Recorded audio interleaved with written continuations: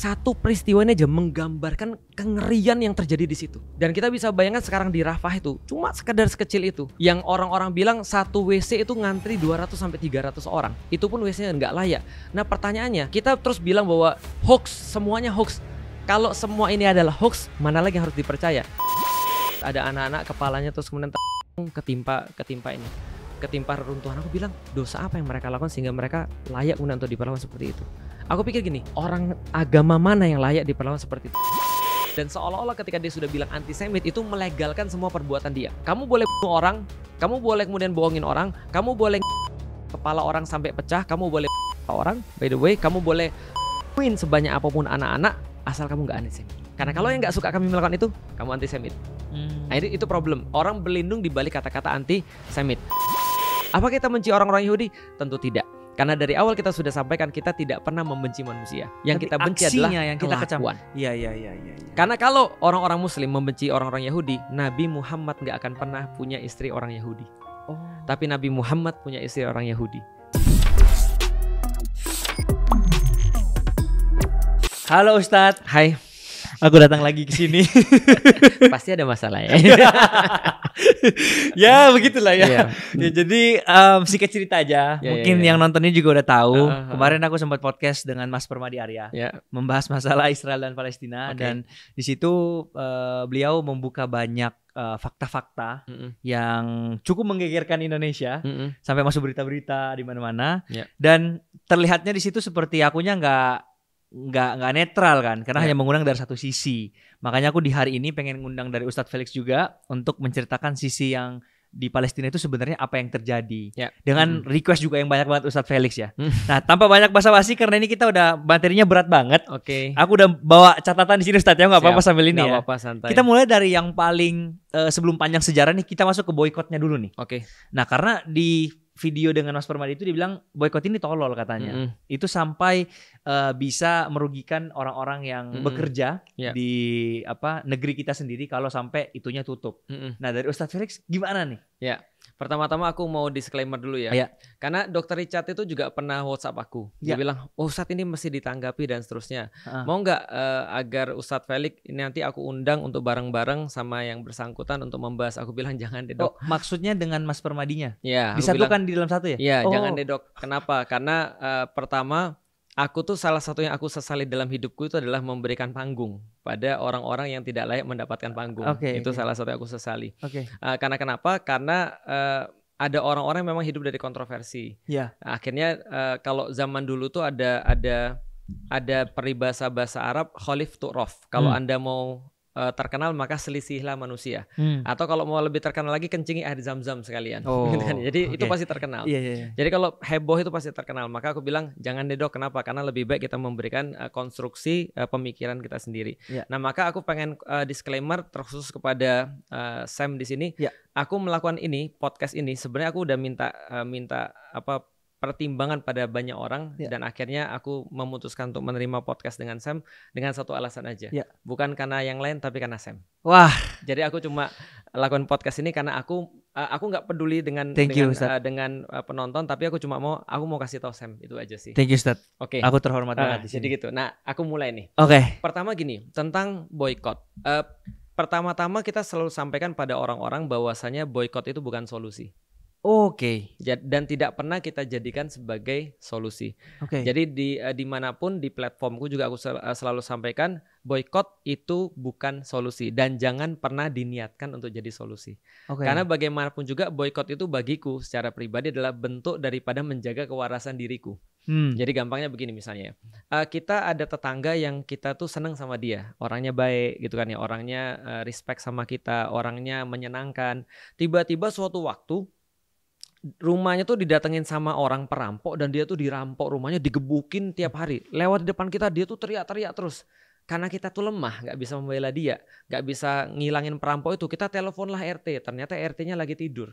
Tidurnya lama lagi, gak bangun-bangun. Pokoknya dia lagi tidur dan kita gak bisa apa-apa. Nah maka ketika saya ngelihat itu dan kemudian perampoknya itu bikin warung misalnya di depan, maka hal yang paling waras aku lakukan adalah aku tidak membeli di warungnya.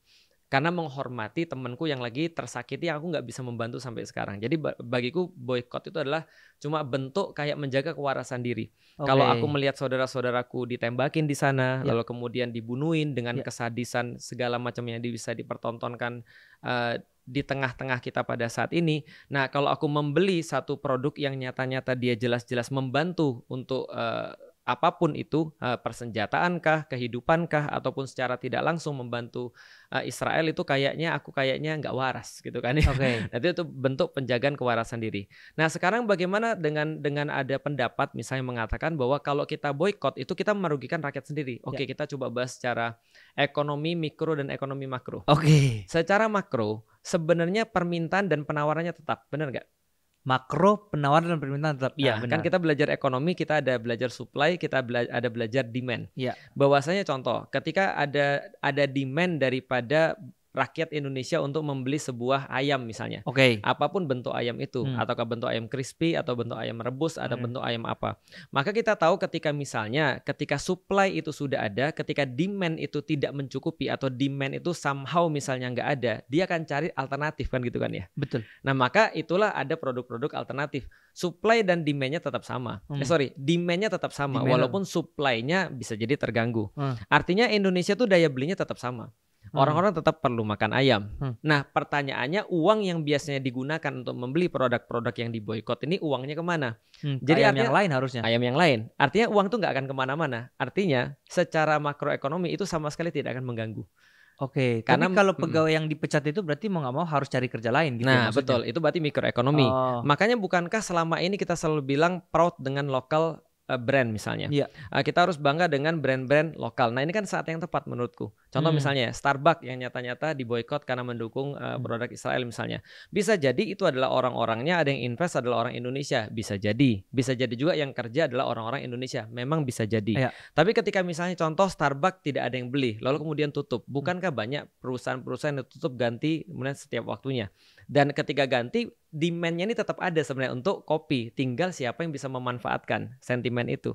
Artinya sebenarnya secara ekonomi, kalau ada berkata ini ekonomi bisa ambruk dan segala macam, itu sama aja kayak orang bilang kalau seandainya ada orang yang kritik rokok gitu kan ya. Rokok itu dibangun dari karyawan-karyawan Indonesia juga.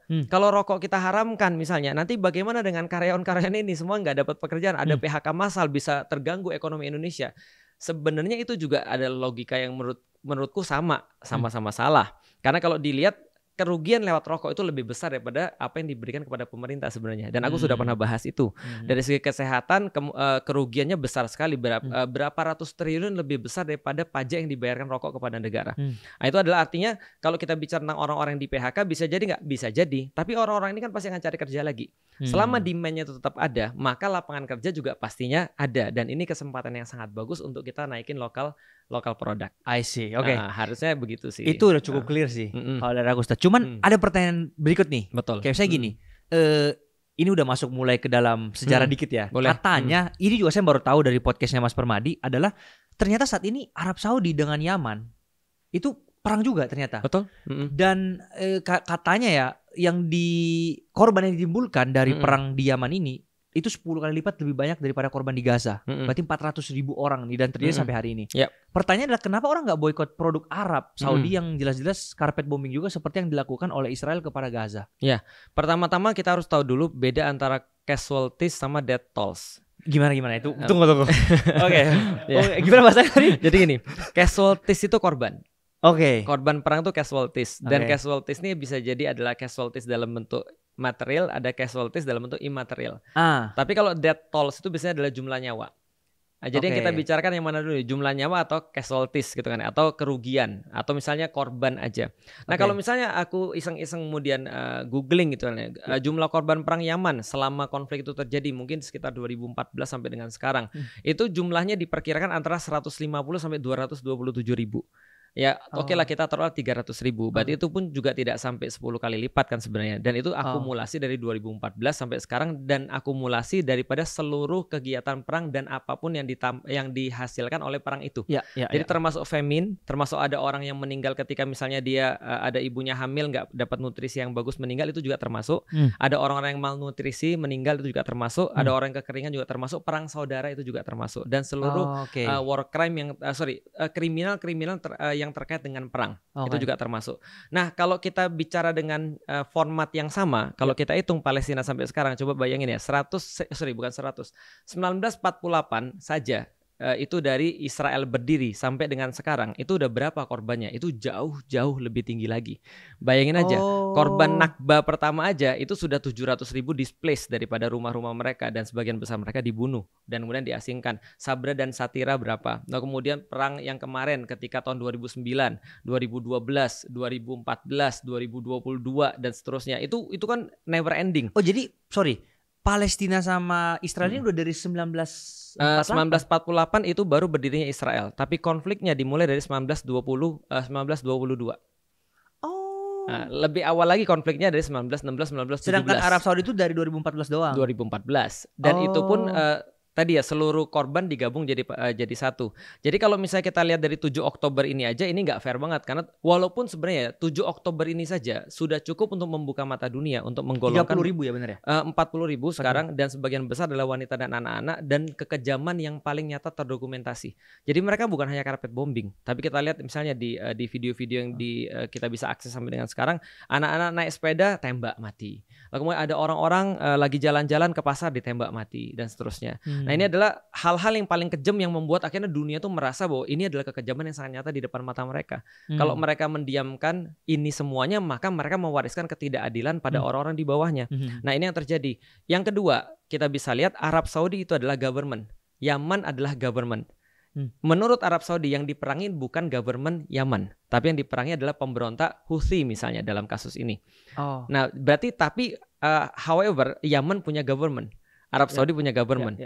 Palestina nggak punya government sampai dengan sekarang. Artinya mereka sama sekali nggak bisa fight back secara G to G, secara government ke government. Jadi ini bukan perang simetris. Ini bahkan bukan perang, ini adalah pembantaian sebenarnya. Nah artinya kalau kita lihat sejarah dari tahun 20 ya, terus kita urut berapa jumlah yang meninggal. Bayangin di Turki aja diperkirakan ada 5 juta pengungsi Palestina. Ini kan luar biasa. Artinya kalau kita lihat kerugiannya, ya gimana kita bisa membandingkan. Itu yang kedua ya. Yang pertama tadi udah, yang kedua tadi government to government. Yang ketiga, pertanyaannya sederhana. Kalau aku melihat ada orang bilang, kalian kok rame banget 40.000 aja. Lah sekarang ini misalnya contoh taruhlah ya 200 atau 300.000 orang, kok kalian nggak protes? Pertanyaannya, apa tujuan daripada statement ini? Seolah-olah ingin mengecilkan, dan apapun yang dilakukan oleh orang-orang yang protes di mana-mana seluruh dunia itu seolah-olah karena mereka itu cuma ngelihat rasis kepada Yahudi yang nanti akan kita bahas misalnya. Tapi ternyata kalau kita lihat pertanyaannya yang 40.000 itu manusia tuh bukan. Kalau cuma ngitung itu aja misalnya manusia juga. Dan itu nggak menghilangkan kejahatan perang yang dilakukan oleh bukan kejahatan perang, kebiadaban kemanusiaan yang dilakukan oleh Israel kepada orang-orang yang ada di Palestina. Nah artinya menurutku agak nggak fair sih. Jadi dari segi apapun ini adalah logikanya fail. Dari segi apapun, dari segi fakta fail, karena mengambil casualty sama death toll-nya nggak imbang, terus kemudian waktunya juga nggak imbang. Kalau misalnya waktunya imbang, itu jelas sudah berarti tolls yang dihasilkan oleh perang di Palestina itu sangat besar sekali. Dan kalau kita mau lebih menggunakan logika yang sama lagi, berarti keempat ya, pendekatan yang keempat. Kalau kita mau menggunakan logika yang sama lagi, berapa jumlah yang meninggal karena proses terorisme di Indonesia? Di Indonesia? Berapa ya? Kayaknya nggak sampai 100 menurutku. 100 orang? Nggak sampai kayaknya. Kalau yang bom bunuh diri gitu nggak nyampe? Bom bunuh diri di Bali berapa tuh? Aku juga nggak tahu. Kayaknya nggak sampai 100. Atau kalau gampangnya gini deh, berapa yang meninggal karena WTC? 300-an ya? Ketika WTC di Amerika 9/11 itu dibom 300-an. Lalu kemudian homicide di Amerika berapa banyak? lebih banyak, jauh ribuan homicide. Antum kan pernah tinggal di Amerika kan ya, banyak sekali pembunuhan-pembunuhan dengan bersenjata di sana. Benar, ke sekolah-sekolah sekolah-sekolah segala macam. Nah pertanyaannya, kenapa mereka lebih seru untuk ngurusin terorisme daripada homicide? Kayak di Indonesia lebih seru ngurusin terorisme daripada misalnya narkoba yang lebih banyak meninggalnya, atau obesitas misalnya, atau kemudian perkara-perkara yang lain. Apakah kemudian kita katakan adil juga? Enggak juga. Nah dengan logika yang sama berarti fail lagi. Make sense. Artinya tetap kalau aku lihat secara pribadi ya, seluruh orang-orang di dunia itu sepakat. Bahkan orang-orang yang bukan Islam di Amerika, mereka sepakat bahwa ini adalah kekejaman perang yang sangat luar biasa. Yang mereka nggak mau generasi di bawah mereka itu kemudian ketika ngelihat ada sejarah ini, mereka bilang, kok bapak-bapak kita diem ya? Kok bapak-bapak kita nggak bergerak karena ini ya? Jadi sangat make sense, dan bicara humanity saja, nggak usah bicara agama, bahwa logika-logika kayak gini berbahaya. Karena logika-logika kayak gini yang salah tadi itu mengantarkan kita pada satu titik, ya udahlah kita nggak usah peduli selama masih ada yang lebih berat, yang kita kira lebih berat. Itu poinnya sih. Nah kalau dari sudut pandangku sendiri Ustadz, memang sih aku pengennya semuanya damai gitu loh. Benar. Buat apa kita maksudnya saling menghancurkan satu sama lain manusia gitu loh. Benar. Kalau bisa nggak usah ada perang lebih enak kan. Betul. Poinnya kan di situ sebenarnya. Benar. Kenapa banding-bandingin? Kenapa kalau bisa damai buat apa harus sampai perang-perang gitu kan? Benar banget. Itu Oke. problemnya tuh. Jadi itu fail logika yang lain. Tapi sekarang gini Ustadz, ini kita masuk ke, masih ada beberapa yang harus diklarifikasikan lagi. Boleh. Menurut sejarah, ini juga yang disampaikan oleh beliau di dalam podcast tersebut adalah ternyata negara Palestina itu gak ada. Dia dibangun di atas negara namanya Ottoman Turki. Ini guys, sorry aku nggak tahu sejarah ya, jadi maaf kalau aku salah. Katanya Ottoman Turki awalnya, terus setelah itu coba aku scroll dulu ya. Dari Ottoman Turki itu setelah Perang Dunia Pertama kalau nggak salah, akhirnya itu dijajah oleh Inggris dan kemudian dibagi dua menjadi Mesir dan Yordania ya. Transyordan. Enggak, pokoknya dibagi dua lah, jadi tepi barat sama Gaza lah, intinya kayak gitu kan. Nah kemudian katanya di tahun 2007 itu di tahun 90 Amerika menawarkan perjanjian Oslo yang didirikan untuk mendirikan negara Palestina ini di Gaza dan tepi barat, tapi ditolak tawarannya katanya Ustadz. Dan kemudian tawaran niat baiknya ini dibalas dengan serangkaian teror bom yang dikenal dengan nama Intifada. Nah itu kan, jadi ini ada sini sejarahnya, pokoknya 2001 ada yang tewas, 2001 sampai Maret lah 2001. Nah terus akhirnya bangunlah tembok, ya kan? Tembok itu karena Israel terpaksa gara-gara si Gaza duluan yang menyerang. Kemudian di tahun 2007 lagi itu Amerika pas presidennya George Bush itu bikin solusi dua negara, two state solution, ya kan? Ya akhirnya disetujui oleh Presiden Palestina, tapi ditolak oleh Hamas. Nah jadi intinya adalah di sini yang menggagalkan pendirian negara Palestina itu ternyata bukan Israel tapi melainkan Hamas. Ini udah dibahas di podcast yang itu ya. Dan makanya dia bisa mengatakan bahwa orang yang mengatakan bahwa Palestina dijajah oleh Israel itu adalah opini dan bukan fakta melalui ini semua. Gimana Ustadz tanggapannya? J.K. Rowling menangis dengan karangan ini ya. Jadi gini, aku coba jelasin satu persatu ya. Jadi gini, aku harus mulai dari mana ya? Karena aku mulai dari sini aja. Pertama kita mendefinisikan dulu penjajahan. Kita mendefinisikan dulu penjajahan dalam bahasa Indonesia. Aku coba ngetes Samuel dulu ya. Lawan kata dari penjajahan adalah penjajahan, perdamaian. Bukan. Perdamaian berarti kerusuhan ya. Penjajahan kerusuhan. Berarti persatuan. Persatuan berarti perceraian. Permusuhan. Menyerah. Setelah Nusantara dijajah 350 tahun. Betul. Setelah 350 tahun dijajah, merdeka. Nah, berarti penjajahan itu lawan katanya adalah merdeka.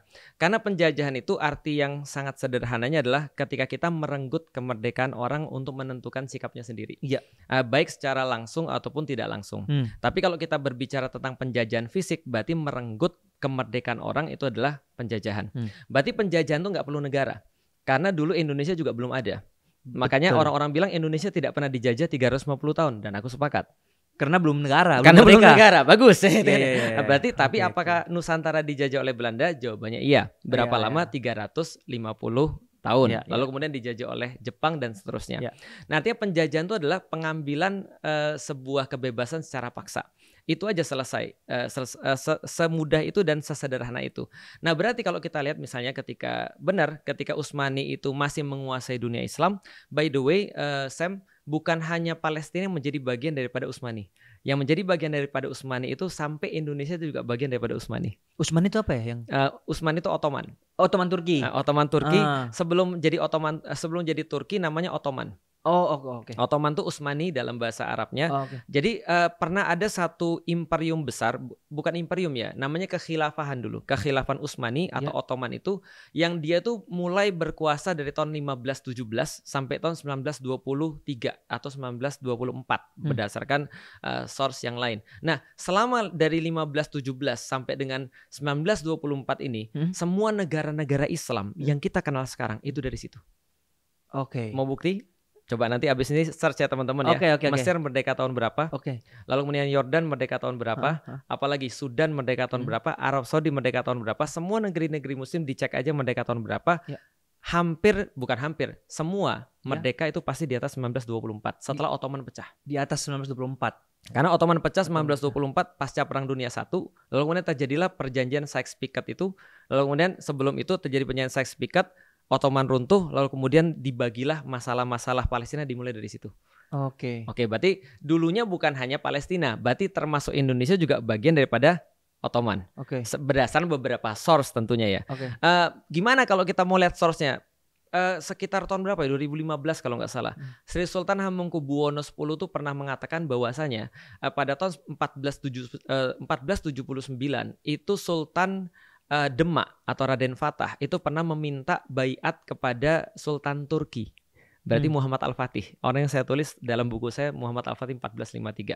Jadi insya Allah referensi-referensi saya di sini cukup banyak soalan Ottoman ini. Nah termasuk Palestina. Balik lagi ke Palestina. Berarti Palestina dulu adalah wilayah Ottoman. Begitu kemudian Ottoman itu kalah oleh Inggris ketika Perang Dunia Pertama, wilayahnya langsung dibagi dua lewat perjanjian Sykes-Picot namanya 1916. 1917 ada deklarasi Balfour. Pernah belajar ya? Pasti lupa ya. Nah, deklarasi Balfour itu adalah deklarasi yang memberikan tanah itu buat Federasi Zionis yang dipimpin oleh Theodor Herzl pada saat itu. Inggris memberikan tanah itu pada Federasi Zionis, sementara di tanah itu sudah ada orang-orang Muslim yang tinggal di sana. Lantas setelah itu kemudian Zionis mengatakan mulai dari sini ini tempat kami. Orang-orang ada di tempat, rumah-rumah mereka kemudian diambil, orang-orangnya kemudian disuruh keluar, dibunuhin. Ini tahun berapa tadi Ustaz? 1917 ada deklarasi Balfour, 1922 Liga Bangsa-Bangsa itu menerbitkan Mandate for Palestine. Sebelum PBB ada LBB namanya, Liga Bangsa-Bangsa. Ya, Liga Bangsa-Bangsa pas masih Inggris, setelah jadi Amerika pasca Perang Dunia Kedua jadi PBB. Nah, kemudian ketika itu setelah mereka datang, mereka bunuhin orang-orang, ngusir orang-orang di sana dengan bantuan daripada Inggris. Nah, itulah namanya penjajahan kan. Persis nggak seperti itu terjadi di Indonesia. Ini Israel yang waktu itu. Israel belum ada, karena Israel baru ada 1948. Ini baru pendatang-pendatang ilegal yang dijamin oleh Inggris untuk datang ke sana. Mereka baru 1948 baru bikin negara. Dan ketika mereka bikin negara, yang mengokekan siapa? PBB dan Amerika. Dan PBB dan Amerika kemudian membawa lagi pasukan-pasukan untuk membuat orang-orang Israel bisa tinggal di sana dengan cara tadi, mengusirin orang-orang, bunuhin orang-orang. Kita lihat di sana kan ada videonya kan ya. Ada orang Amerika datang ke sini, ini mulai dari sana tempat saya. Loh, Jacob, kenapa kamu ngambil? Ini kan rumah saya. Ya bodo amat, kalau nggak saya ambil, ada orang lain yang ngambil. Tapi ini rumah saya dari dulu, saya nggak peduli. Ini semua sudah daerah kami. Nah, mereka displace orang, mereka bunuh orang, mereka ngusir orang dari rumahnya. Kalau definisinya bukan penjajahan, lalu definisi apa lagi? Ya kan ya, nah, maka itu sudah jelas berarti definisinya penjajahan. Karena penjajahan tidak harus dari negara ke negara. Karena Indonesia juga pada saat itu bukan negara, tapi kita juga bilang dijajah. Nah, itu yang pertama. Yang kedua tadi tentang permasalahan bahwasanya Palestina itu yang menyerang duluan dan segala macam. Ini yang terjadi kalau ada orang nonton Naruto itu langsung ke episode 230-an ketika Naruto Shippuden. Itu kan ya. Nah, ketika mereka nonton sudah 230-an itu Obito baik gitu kan ya.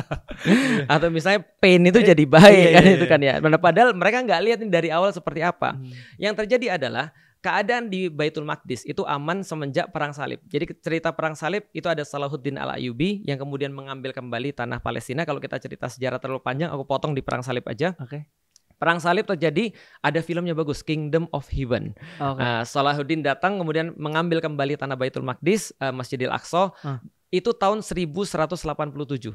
Pertempuran Hattin. Nah, setelah pertempuran Hattin, Yerusalem diambil kembali oleh orang-orang Muslim. Dijaga dari tahun itu sampai dengan datangnya orang-orang Israel atau datangnya orang-orang Yahudi ke sana. Yang 1922 tadi itu ya? 1922 mulai datang ke sana tadi. Nah, itu aman tuh. Berarti udah berapa ratus tahun tuh aman di tangan orang-orang Muslim. Mereka sudah beranak pinak di sana, bahkan banyak orang Yahudi yang masuk Islam beranak pinak di sana. By the way, ada satu penelitian boleh diverifikasi. John Hopkins itu mengatakan bahwasanya setelah dia ngecek gen orang-orang yang ada di sana, itu sangat sedikit sekali, 95% atau 97,5% kalau nggak salah. Itu gen yang ada di orang-orang Israel yang tinggal di Israel sekarang, itu bukan gen Hebrew Ancient. Bukan orang Yahudi. Bukan orang Yahudi. Malah ketika dites orang Palestina, mereka punya gen itu. Makanya sampai sekarang kan mereka nggak boleh tes genetik kan? Orang Israel ya? Nggak boleh. Nah itu salah satu peraturan yang aneh-aneh di sana. Itu boleh dicek lagi. Tapi yang jelas walaupun begitu kita itu nggak bisa menghapuskan sebuah fakta bahwa ketika sudah dijaga oleh Islam secara damai, datanglah orang-orang Yahudi ini atau yang mengaku Yahudi, lalu kemudian mereka membuat kerusakan dari tahun 1922 atau 1948 ketika Israel berdiri itu. Kalau mau dipendekin, nah dari situ itu korban udah banyak. Pertanyaannya sederhana, Diponegoro tuh bagi kita pahlawan atau apa kira-kira? Pangeran Diponegoro. Pahlawan atau dia seorang teroris atau ekstremis? Nggak tahu sih jawabannya Ustaz. Kalau bagi kita, kalau bagi Diponegoro harusnya sih pahlawan. Yeah. Sultan Hasanuddin pahlawan sih. Pahlawan. Yeah. Tapi bagi Belanda penjajah. Iya, penjajah. Belanda bilang kami bangun benteng di Makassar itu untuk menahan serangan daripada orang-orang lokal yang barbar. Persis seperti ketika kita nonton film Avatar, which we are siding. Orang-orang Avatar atau orang-orang manusia-manusia yang pakai tentara-tentara itu, yang mana kita pernah nonton Avatar 2 nggak? Pernah. Yang mana kita siding? Yang biru-biru itu orang manusia? Yang biru-biru sih. Yang biru-biru. Kita pernah nonton Star Trek? Aku belum. Kayak Star Wars ya? Sorry Star Trek. Star Wars. Star Wars, iya. Which we are siding? Resistance ataupun yang pemerintahnya? Yang Resistance. Kan ada Luke Skywalker di situ kan, ketika kita nonton Avatar, kita nonton kemudian Star Wars, kita pihak pada Resistance. Kenapa? Karena kita tahu mereka yang benar. Karena mereka mencoba untuk mempertahankan tanah mereka yang diambil oleh orang tanpa sebab, hanya karena keuntungan biasa aja. Orang nonton Avatar sedih banget ketika kemudian ada anaknya Avatar yang meninggal. Spoiler, gitu kan ya, spoiler. Nggak apa-apa lah. Tapi ketika kita lihat Palestina, kok kita bisa bilang orang-orang Hamas itu adalah orang-orang yang justru barbar. Padahal mereka di situ baik-baik saja, tiba-tiba ada orang datang. Bayangkan, Hamas itu baru mulai 1987. Itu baru mulai ada. Sementara kemudian orang-orang Yahudi ini sudah datang 1922 bikin masalah, 1948 bikin negara di tanah orang, lalu bunuhin orang-orang dan ngusir orang-orang yang ada di sana. Pertanyaannya, ada nggak sih opsi daripada orang-orang yang tinggal di sana selain fight back seperti dilakukan oleh orang-orang di Avatar? Andai kan mereka nggak fight back, malah aneh kan gitu kan ya. Nah tiba-tiba bayangkan Sam, kita tinggal ketika di Indonesia lagi dijajah oleh Belanda. Tiba-tiba setelah 300 tahun kita dijajah oleh Belanda, tiba-tiba ada yang bilang di antara kita, ada Belanda datang nawarin Indonesia bagi dua aja. Kira-kira gimana? Makassar diambil sama Belanda, Sumatera bolehlah sama orang-orang Melayu. Nggak mau lah. Nggak mau, kenapa nggak mau? Karena ini tempat kita. Kalian yang datang sini tiba-tiba harus bagi dua. Pertanyaanku kalau kita relatekan pada keadaan yang sekarang, Israel itu didirikan di tanah Palestina yang mereka ambil dengan jaminan orang-orang Inggris seperti tadi cerita tadi. Part of it true. Iya. Ketika kemudian mereka ambil, terus kemudian selama hampir 100 tahun sampai dengan sekarang, mereka membunuh orang-orang yang ada di sana. Kalau dimulai dari 1922 bahkan sudah 102 tahun mereka kemudian membunuh orang-orang di sana, menzolimi secara biadab, dan semua terdokumentasi sampai dengan saat ini. Tiba-tiba setelah 100 tahun negara bagi dua. Besok Cina akan bilang begini. Jadi bisa ya kayak gitu ya. Jadi hukum dunia sekarang begini ya. Cina punya pasukan kuat nih. Lalu kemudian bilang, gua boleh tes nih di Indonesia nih. Datanglah kemudian tentara Cina ke Indonesia. Kenapa Cina, Ustaz? Karena saya kan orang Cina. Gitu kan ya. Datanglah orang Cina ke Indonesia. Lalu kemudian ketika orang Cina datang, tentaranya kemudian membombardir Indonesia, menang. Lalu kemudian dia bilang, mulai dari sekarang NKRI bubar, sekarang semuanya adalah milik Cina, semua nggak berlaku lagi. Ini ada hubungan dengan perjanjian Oslo dan Two State itu tadi ya, Ustaz? Betul. Nah, perjanjian apa? Di atas kemudian tanah orang lain. Jadi ini sama kayak kemudian Belanda datang lalu mengadakan perjanjian untuk membagi dua wilayah Indonesia. Atau bahkan sekarang bukan bagi dua loh. Israel punya sekitar hampir 90% wilayah-wilayah yang ada di Palestina. Sementara kemudian orang-orang di Palestina dibagi West Bank sama Gaza itu pun dihancur leburkan. Nah ini kan segala macam kejahatan udah terjadi, tiba-tiba in the end of the day kemudian dibilang ya udah kita bagi dua aja. By the way, pemutar balikan fakta ketika mengatakan bahwa Hamas yang menolak pertama kali adalah Israel. Gimana tuh faktanya? Karena mereka nggak mau terima partition plan yang diajukan oleh PBB untuk membagi dua wilayah Palestina dan Israel itu ditolak pertama kali oleh Israel. Walaupun secara pribadi aku juga nggak setuju untuk menerima itu. Kenapa? Karena bagaimana mungkin kalau ada orang yang dijajah tiba-tiba harus dibagi dua. Oh, jadi isi perjanjian Oslo adalah bagi dua ya? Itu sebelum Oslo ada namanya partition plan dari PBB. Itu yang nolak Israel. Oh, jadi partition plan ini yang belum dibahas sih sebenarnya di podcast sebelumnya. Betul. Jadi ada itu dulu yang intinya bagi dua nih. Ya, baru perjanjian Oslo. Perjanjian Oslo isinya apa, Ustaz? Perjanjian Oslo itu membagi dua wilayah. Oh, tetap bagi dua juga intinya. Tetap bagi dua. Cuman ya keuntungan Israel, karena Israel setelah waktu itu perjanjian Oslo dibuat setelah perjanjian perang 6 hari yang waktu itu dimenangkan oleh Israel dan dia dapat banyak sekali wilayah. Oke. Nah, artinya balik lagi kayak gini deh. Ada orang masuk rumah Sam, dia bilang gue sudah dapat izin dari RT. RT-nya dunia kan PBB tuh. Nah, lalu kemudian dia bilang ini tanah gue. Sam bilang, dari mana tanah lu? Ah, gue orang Betawi. Buktinya gue bisa bicara bahasa Betawi. Tapi saya bilang, saya memang dari Makassar. Tapi saya udah beli ini, sudah ada legal tanahnya. Enggak, gue orang Betawi. Dulu bapak gue tinggal di sini 70 tahun yang lalu. Saya bilang, lu ada bukti apa? Gue nggak perlu bukti. Gue orang Betawi. Misalnya, kita terima. Enggak. Tiba-tiba dia bilang, setelah dia pukulin Sam dan keluarga, dihancurin segala macem. Tiba-tiba bilang, ya udah kita damai aja yuk. Lu ambil wilayah WC, aku ambil wilayah ruang tengah dan ruang tamu. Kamu WC dan kamu boleh ambil bagian pinggir di belakang tempat septic tank. Tentu sebagai manusia biasa kita nggak mau terima. Itu yang terjadi sebenarnya. Jadi adalah sesuatu yang sangat pemutarbalikan fakta ketika dikatakan bahwasanya karena diserang terus oleh Hamas, dia buat pagar. Itu sama aja kayak ada orang habis mukulin orang terus bilang jangan berbuat kekerasan. Tapi dipukulin dulu orangnya, jangan berbuat kekerasan. Nah ini makanya orang-orang bilang bahwasanya Israel itu yang sekarang terjadi adalah dengan seluruh kezoliman yang mereka buat, ya it's amazing. Mereka masih bisa playing victim. Termasuk siapapun yang mendukungnya. Oke. Gitu. Jadi udah sedikit tergambar ya. Iya. Jadi artinya lucu aja ketika kita nonton film Avatar, kita sudah tahu Avatar tuh baik-baik saja sebelum datangnya tentara-tentara ini untuk nyari sesuatu di sana, nyari sesuatu resources di sana. Tiba-tiba terus kemudian ketika diserang, terus mereka nggak boleh fight back. Ketika fight back, kamu barbar. Tapi mereka dibunuhin terus. Terus ketika fight back, kamu barbar loh, kamu kok fight back. Sementara mereka dibunuhin terus dan dunia diam ketika mereka dibunuhin. Lah kita kan siding with Avatar dong. Siding with bukan Avatar, the native. Orang-orang itu siapa tuh? Penghuni pemuja Ewa gitu kan ya. Nah, kenapa kita siding pada mereka? Karena mereka yang dizolimi. Sederhana. Nah, makanya orang-orang bilang gini, it's amazing. Orang-orang nonton Avatar, mereka siding with resistance. Star Wars, mereka siding resistance. Ada lagi film judulnya apa tuh? Convergence. Itu kan ya, mereka siding with resistance. AOT. Attack on Titans gitu kan ya. Kita siding dengan kemudian orang-orang yang tinggal di situ karena mereka mau dihabisin dan apapun film-film yang lain. Tapi begitu urusan Palestina kita bilang Palestina orang-orang barbar, Israel orang-orang yang baik. Padahal mereka yang datang duluan sebelum itu baik-baik saja. Nah, terus stigma yang mengatakan bahwa Hamas ini teroris, ya kan? Ustadz tahu itu kan yang orang Hamas ini teroris gitu. Kenapa ya sampai keluar statement seperti itu ya Ustadz? Nah, kita definisikan dulu teroris itu kayak apa. Kalau teroris itu adalah memberikan ketakutan pada orang, membunuh orang, maka ya dunia sudah tahu siapa yang layak disematkan sebagai teroris. Oke. Berarti Hamas ini jadi gini, siapapun dalam posisi orang Palestina, ketika mereka tahu opsi satu-satunya adalah fight back, maka itu yang akan mereka lakukan. Gak usah tanya siapapun, gak usah tanya orang yang bisa belajar S1, S2, S3, nanya sama aku aja juga sama. Bila ada orang datang ke rumahku, lalu mereka bilang bahwa ini adalah rumah mereka bawa misalnya orang-orang banyak dan kuat, dan aku tahu aku gak mungkin menang, aku bilang let me die with dignity. Dan itu yang terjadi pada orang-orang Indonesia di Penogoro, yang terjadi pada Hasanuddin, yang terjadi pada Sudirman, yang terjadi pada siapapun orang-orang yang mempertahankan kemerdekaan mereka karena mereka nggak mau direnggut, karena mereka tahu mereka baik-baik saja sebelum datang orang-orang ini.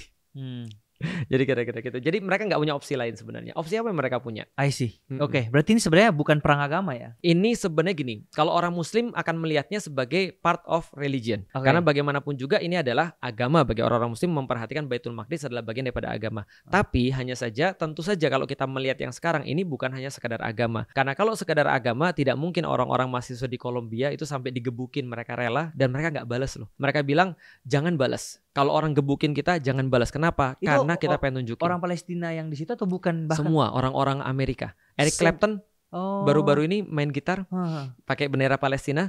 Dan siapapun orang-orang, jadi gini, orang-orang yang siding with Palestine, yang pro Palestine, mereka semua menunjukkan satu sikap yang sama. Bahwasanya kita bukan datang ke sini untuk nyakitin orang. Kita bukan datang ke sini untuk membela kekerasan, tapi kita ingin menunjukkan bahwa kekerasan harus dihentikan. Nah, itu dia poinnya. Betul. Kalau kekerasan harus dihentikan, berarti jangan pakai kekerasan. Nah, pertanyaannya adalah, kalau kita jadi Hamas, masa kita menghentikan kekerasan sementara kita dibunuhin? Nah, maka kalau orang-orang di sana berlaku sesuatu yang lain, civis pacem para bellum. Kalau Anda mau, if you want peace, you have ready to go to war. Ya kan, itu kan yang terjadi pada mereka. Ya sama kayak di Indonesia lah. Masa ketika kita dibunuhin orang terus kita diem, pasti kan balas. Nah, antum tahu ada beritanya, orang-orang Belanda pernah bikin satu majalah, teroris Indonesia, kira-kira gitulah judulnya. Radikalis Indonesia kayak gitu. Karena mereka merasa mereka berperadaban. Sama kayak kemudian di film Avatar, balik lagi. Dengan cara apa mereka bilang the native itu? Locals, mereka adalah orang-orang yang barbar. Mereka adalah orang yang tidak berperadaban. Kita datang sini untuk ngajarin mereka tentang peradaban, tentang demokrasi, tentang bahasa dan segala macam. Padahal mereka datang sana untuk sesuatu. Jadi orang baik-baik aja terus kamu ganggu kan gitu. Nah, ini terjadi pada Palestina. Nah, jangan lupa untuk lihat dari episode pertama. Jangan lihat dari episode 200-an ketika Naruto Shippuden. Kita nggak akan dapat gambaran besarnya kayak apa. Oke. Jadi oke, paham. Nah, muncul statement berikutnya adalah, tapi media zaman sekarang itu terlalu memframing atau bahkan menyebarkan banyak berita hoax tentang Israel Palestina ini. Betul. Contohnya nih, ini dari podcast yang sebelumnya ya. Terus tadi aku bawa ya. Katanya gini, waktu 2021 ada berita-berita headline tentang tentara Israel menyerbu Masjid Aqsa. Yang dimana semua pokoknya media besar ngomongin gitu. Tapi faktanya adalah itu di lapangan ada perusuh yang masuk ke dalam masjid dan bawa batu dan petasan. Dan sengaja lempar dari dalam masjid keluar ke aparat itu, yang mengakibatkan aparat mau nggak mau harus masuk ke Masjid Aqsa itu. Nah, tapi sisi yang dibuat di headline berita itu seperti itu. Itu salah satunya tuh. Nah, dari sini katanya muncul statement bahwa ternyata pendukung-pendukung Palestina ini itu hanya pure karena mereka itu antisemit dan benci sama Yahudi doang gitu loh. Baik. Gimana, Ustaz? Aku bahas antisemit dulu ya. Aku suka amazed sama orang-orang. Kata orang gini, genius has its limit. But stupidity has no limits. Oke. Itu quotes ya, quotes. Itu quotes. Artinya amazing how people itu benar-benar mereka tuh benar-benar bisa ngarang segala macam untuk kepentingan mereka. Pertama aku bahas dulu tentang antisemit dulu ya. Sangat menarik sekali Rishi Sunak itu, salah satu prime minister, bukan salah satu, prime minister Inggris itu pernah berkata, siapapun yang nggak suka sama Israel adalah antisemit. Nah, aku bilang ini, kok lu bisa banget ya skip pelajaran di sekolah tentang antisemit? Aku potong dulu. Antisemit itu apa sih? Aku sini nggak tahu. Aku jelasin. Sorry ya guys, nggak ngerti apa-apa ya. Nah, kalau Sam nggak tahu nggak apa-apa, karena Sam kan di Indonesia ya. Tapi kalau mereka kan belajar tentang sejarah dan segala macam. Nah, ini harusnya mereka belajar di sekolah. Kecuali kalau pas sekolah dia main QQ. Jadi gini, Semit itu adalah dari kata Sem. Nabi Nuh itu ceritanya punya 3 anak. Menurut keyakinan Alkitab tentunya ya. Sem, Ham, dan Yafit. Nah, Sem, Ham, dan Yafit ketika setelah banjir Nabi Nuh, maka Yafit itu ditempatkan di sebelah utara. Jadilah kemudian bangsa-bangsa yang sipit, putih, hidungnya pesek, gitu. Dan barbar. Kita, gitu kan ya. Tapi bukan hanya kita. Yafetik tuh contoh misalnya ya, Rusia tuh Yafetik, Chinese Yafetik, Mongol Yafetik, Vikings Yafetik, Scandinavian Yafetik, Hungarian Yafetik, most of Europeans is Yafetik. Itu adalah keturunan Yafetik, itu bagian utara. Kalau misalnya pernah nonton Game of Thrones, enggak. Film apapun, the Northern Tribes itu selalu ganas. Attila the Hun tahu? Itu Yafetik. Oke. Mongol tahu tapi kan itu Yafetik. Viking tahu kan? Tahu. Thor itu Yafetik. Tahu. Oke. Yang kedua adalah yang namanya Ham. Ham itu adalah Hamid rasnya. Nah, ini melahirkan ras-ras kulit hitam. Maka di selatan dia. Di tengah-tengah ini maka dikuasai oleh anaknya namanya Sem. Sem ini keturunan. Se itu Sam. Sama sih benar. Ya, sama benar. Itu Sem diambil dari situ kemungkinan besar. Sem ini melahirkan keturunan namanya Semit. Berarti Semit ini contohnya siapa? Semit itu adalah orang-orang Yahudi itu Semit, orang-orang Arab itu Semit. Berarti orang-orang Palestina, orang Arab itu juga Semit. Orang-orang Arab Saudi sekarang juga Semit. Sama seperti Yahudi Semit. Kalau aku anti Semit, aku benci orang-orang Arab. Gitu. But are we? Iya.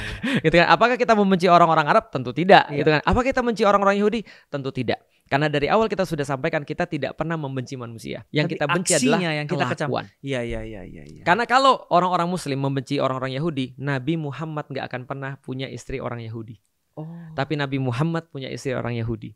Namanya Bunda Sofia.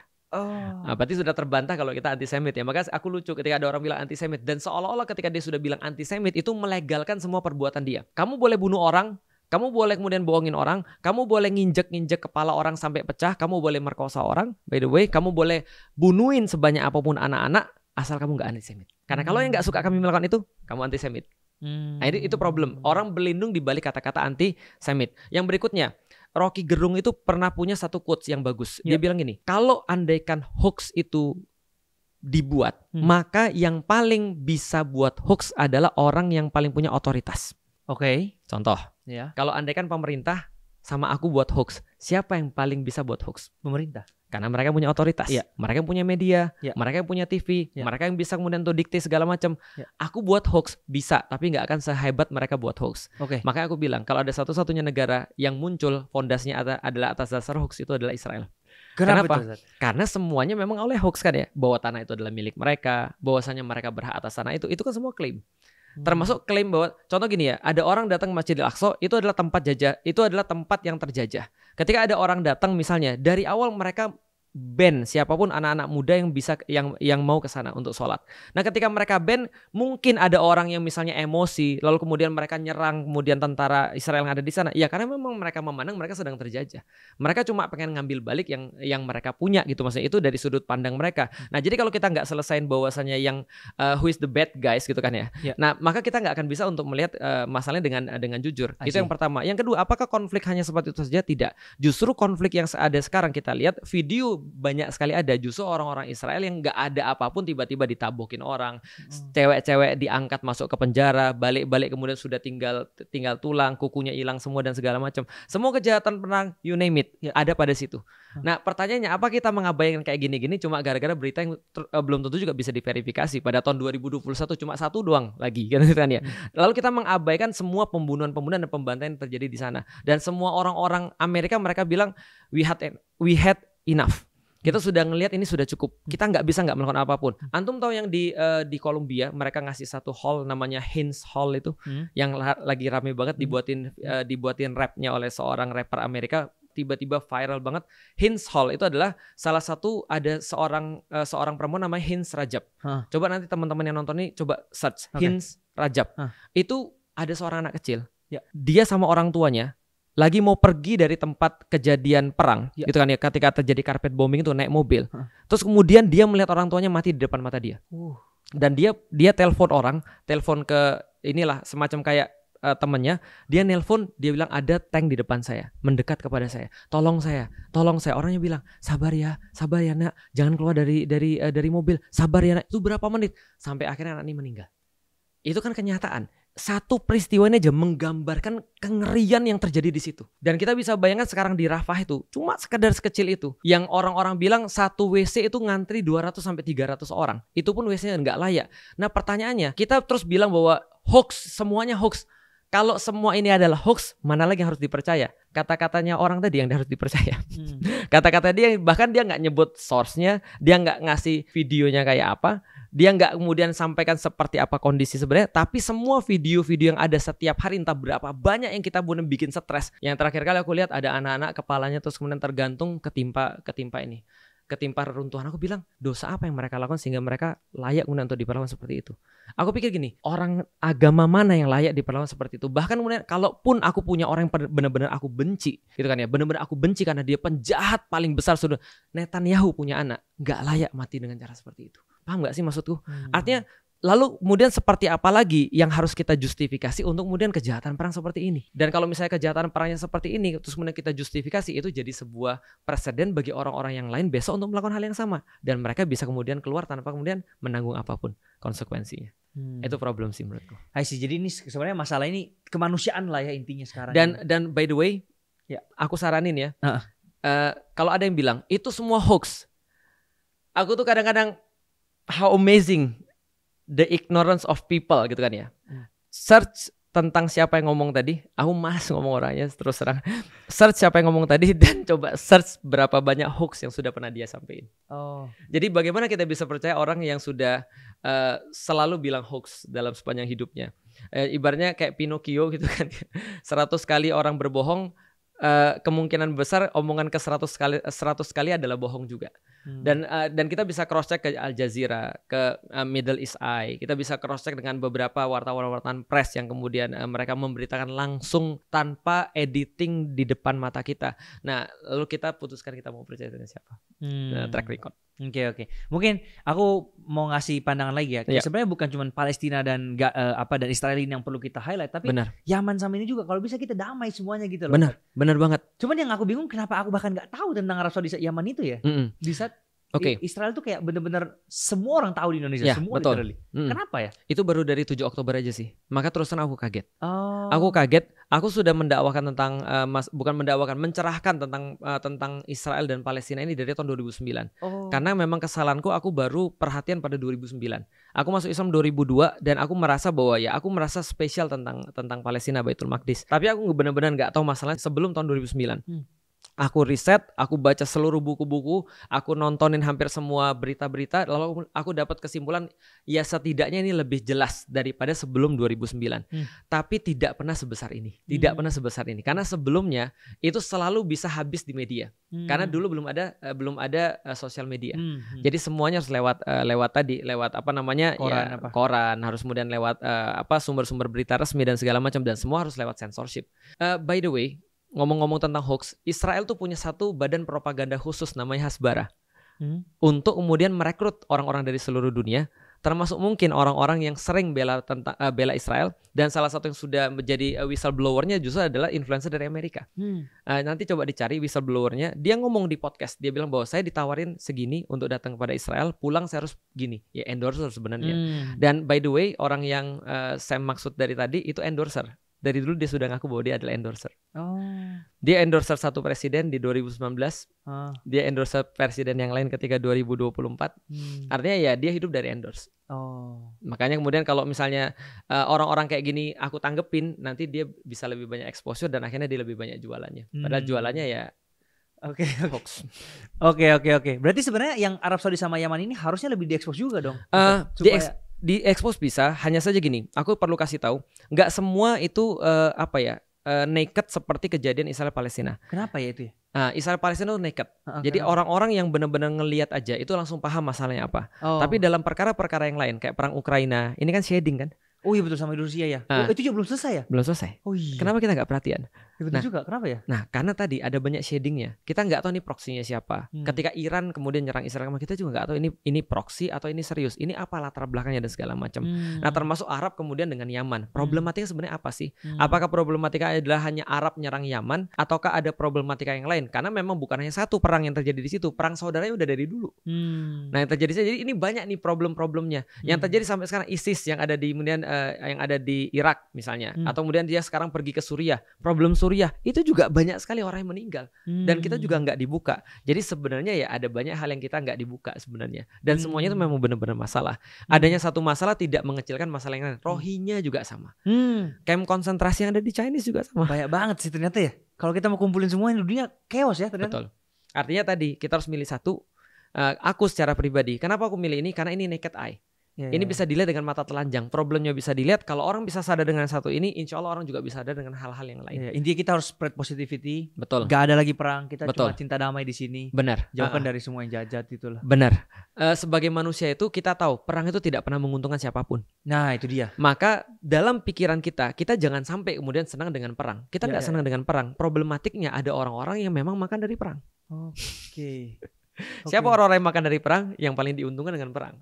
Iya. Nah itu yang harus dicari. Oke. Nah sebelum aku tutup dengan konklusi bahwa kira-kira solusinya apa dengan dunia ini, aku tiba-tiba keinget sama satu statement dari ada salah satu orang yang stitch videoku Ustadz gara-gara podcast sama yang sebelumnya itu. Dia bilang gini, dan ini menurutku juga kayak dia ngasih solusinya tapi nggak menyelesaikan apa-apa. Jadi dia bilang kayak gini, kenapa kita harus boikot katanya gitu kan? Karena dengan kita beli barang-barang yang kita tahu ini 100% mendukung, itu sama artinya kita mensupport Israel dalam melakukan itu semua terhadap Palestina. Aku setuju sampai sana. Oke lah kalau memang dia nggak mau situ. Dia lanjutkan perkataan berikutnya adalah, nah kalau masalah urusan orang-orang yang terpecat karena nggak punya pekerjaan itu udah bukan urusanku. Dia bilang kayak gitu. Karena urusanku adalah ya aku pokoknya nggak mau sampai terlibat aja di dalam genosida itu. Karena aku mikir kayak lah, lu juga jahat dong karena lu bilang orang yang gak bisa makan negeri sendiri juga itu. Jadi makanya aku datang ke sini kan untuk mencari solusi netralnya seperti apa. Dan ternyata tadi Ustadz udah bilang bahwa boykot itu memang bukan solusi. Tetap pasti ada salah satu yang tetap dirugikan gitu. Betul. Kan. Jadi itu adalah pernyataan yang benar tapi tidak bijak.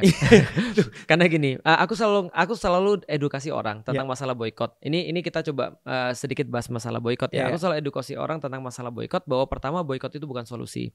Dan boykot itu tidak semua orang itu mampu seperti yang kita lakukan. Sehingga yang kita lakukan hanyalah bertugas mengedukasi. Kalau contoh seandainya aku masih punya teman yang kemudian dia masih minum misalnya minuman-minuman yang diboykot, maka kemudian aku tidak serta-merta mengatakan bahwa dia musuh Allah. Atau mengatakan dia musuhku misalnya. Kenapa? Karena bisa jadi dia memang lebih terbatas daripada aku. Nah, yang aku perlu adalah stance dia ada di mana. Coba lihat ya, Indonesia tuh masih baik banget loh, Sam.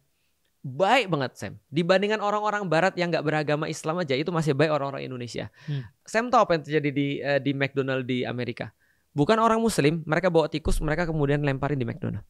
Kalau di Indonesia tentu saja itu jadi problematik. Tapi di sana sudah biasa menyampaikan pendapat. Kalau mereka nggak suka, mereka bilang nggak suka. Dan mereka bilang tikus, mereka sebar. Ada yang sebar ular dan segala macam. Ada yang nempel-nempel segala macam.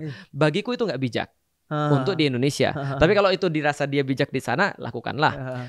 Di Amerika bahkan ada sampai kampanye block out. Block out 2024. Bahwasanya mereka bilang siapapun selebriti yang nggak ngomong tentang Palestina, we had enough. We gave you platform, we take it back. Kalau kita bisa ngasih mereka keterkenalan, platform, kita bisa ambil balik lagi. Kalau mereka nggak mau ngomong tentang Palestina, apakah terjadi di sini? Belum. Walaupun sudah mulai masuk gelombang block out 2024 ini. Artinya, saya paham nggak sih orang-orang yang desperate? Mereka desperate ngelihat seluruh fakta yang terjadi, yang katanya hoax tadi. Ya, mereka desperate banget dan mereka nggak bisa melakukan apapun dan mereka tahu Amerika ngasih bukan hanya humanity aid, tapi military aid buat Israel. Military aid artinya adalah apa? Rudal, tentara, senjata semua. Bahkan kemudian bom-bom itu semua di-provide oleh Amerika dan jumlahnya besar. 400 miliar US dollar. Sampai sekarang terus tambah. 400 miliar US dollar and keep counting. Padahal setiap tahun mereka sudah kasih. Iron Dome itu adalah fasilitas Amerika. Setiap pemerintahan Amerika sebelum dia jadi presiden, dia akan presentasi di depan namanya American Israel Public Affairs Committee. Sorry, aku potong. Kenapa ya kalau boleh tahu Amerika mensupport seperti itu? Itu perlu podcast 2 lagi. Tapi nggak apa-apa, aku jelasin sedikit ya. Sedikit aja. Karena dari awal komitmennya Amerika bantu Israel untuk ada di situ. Oh, yang dari mengesahkan negara itu. Betul. Dari situ ya? Iya. Jadi apapun yang terjadi, Amerika juga ikut bertanggung jawab. Dan lobby Yahudi di Amerika tinggi sekali. Bahkan bisa dikatakan Amerika nggak akan bisa hidup tanpa ada orang-orang Yahudi yang megang semua urusan finansial di situ. Nah, kalau kita balik lagi kemudian kepada urusan boykot ini, maka tadi kita tidak mengatakan bahwa semuanya harus seperti kita. Karena orang desperate itu kadang-kadang ngomongnya kayak tadi, orang desperate. Aku menghargai itu benar, tapi aku bilang itu nggak bijak. Kenapa? Orang desperate itu apa yang bisa kita lakukan? Apa yang kita bisa lakukan? Ya udahlah boykot, block out. Setidaknya itu yang bisa kita lakukan. Nah, karena orang desperate, Sam. Orang desperate itu apa aja bisa mereka lakukan demi menunjukkan stance mereka tuh ada di mana, keberpihakan mereka tuh ada di mana. Nah, itu yang berusaha dilakukan oleh teman-teman boykot. Artinya aku senantiasa bilang sama orang-orang, belum tentu semua orang selevel kita. Jadi kalau belum ada orang yang selevel kita, kasihlah edukasi. Jangan tunjuk mereka.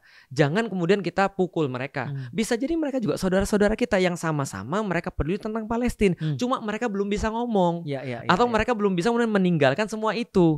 Nah, artinya bagiku adalah ya, by the way, apa kita bisa lepas total daripada produk Yahudi?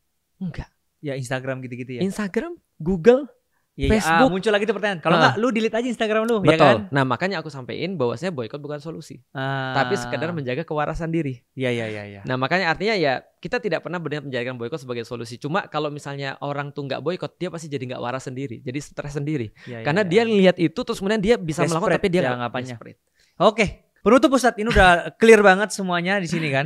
Penutup, apakah ini bisa dihentikan? Maksudnya semua selain daripada Israel Palestina, semua yang tadi kita sampaikan, kekerasan, kejahatan semua ini, apa nih kira-kira gitu loh? Jika sesuatu ada permulaan, maka dia ada akhirnya. Maka kadang-kadang bahkan seringkali sesuatu itu akan berakhir sebagaimana dia mulai. Berarti damai kan? Nah, kalau ini adalah awalnya damai, maka akan berakhir dengan damai. Oke. Kalau ini dulu misalnya damai ketika masih ada kekuatan yang kemudian bisa untuk menjaga perdamaian, maka itu akan selesai dengan kekuatan itu muncul dan dia mau komitmen pada perdamaian. Karena kekuatan yang sekarang ada tidak berkomitmen pada perdamaian. By the way, siapa yang nolak ketika terjadi voting di PBB bahwa harus ada ceasefire? Nggak tahu. Amerika dong. Oh. Kan dia yang punya hak veto. Semuanya setuju, Amerika nggak setuju, nggak jadi tuh barang. Ini terjadi. Nah, berarti sekarang dunia lagi dipimpin oleh satu entitas yang punya kekuatan tapi tidak punya komitmen pada perdamaian. Dulu ada kekuatan besar yang memimpin dunia tapi berkomitmen pada perdamaian. Nah, harusnya kita berpikir ulang. Nah, oke, itu panjang ya. Tapi sekarang bisa nggak sih kita membuat satu perubahan? Bisa. 7 Oktober membuktikan ada banyak perubahan besar yang aku belum pernah lihat seumur hidupku dan selama aku berbicara tentang Palestina. Apa itu? 7 Oktober 2023 itu dunia terbuka matanya dan tidak pernah ada gelombang pembelaan sebesar ini terhadap Palestina. Nggak pernah ada seumur hidupku.